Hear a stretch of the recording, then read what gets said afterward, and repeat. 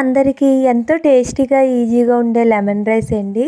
తగినంత ఆయిల్ వేసుకొని ఆవాలు, జీలకర్ర, పచ్చెనపప్పు, పల్లీలు, మినప్పప్పు వేసి దోరగా వేపాలండి.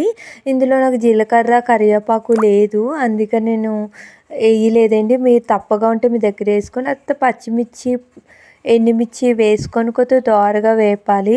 వేపిన తర్వాత ఇంగు చాలా టేస్ట్ని పెంచుతుందండి. ఇంగు మాత్రం తప్పనిసరి వేసుకోండి.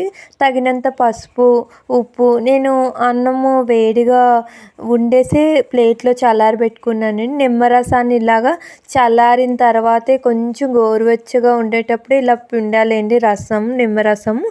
పిండిన తర్వాత ఇప్పుడు చల్లారబెట్టుకున్న రైస్ని ఇలా కలిపి వేసుకోవాలండి. మా పిల్లలకి వారానికి ఒకసారైనా ఇలా లెమన్ రైస్ చేసి పెడతానండి. లెమన్ రైస్ పెట్టడం వల్ల చాలా ఆరోగ్యం ఉపయోగాలు ఉన్నాయండి. ఇలాగా పిల్లలకి వారానికి ఒకసారి పెడితే చాలా మంచిది. అందులో మా పిల్లలు చాలా ఎక్కువే కట్టించుకుంటారు లెమన్ రైస్. వాళ్ళ ఫ్రెండ్స్ కూడా అడుగుతారు, లెమన్ రైస్ తెచ్చావా అనేసి అంత ఇష్టంగా తింటారండి.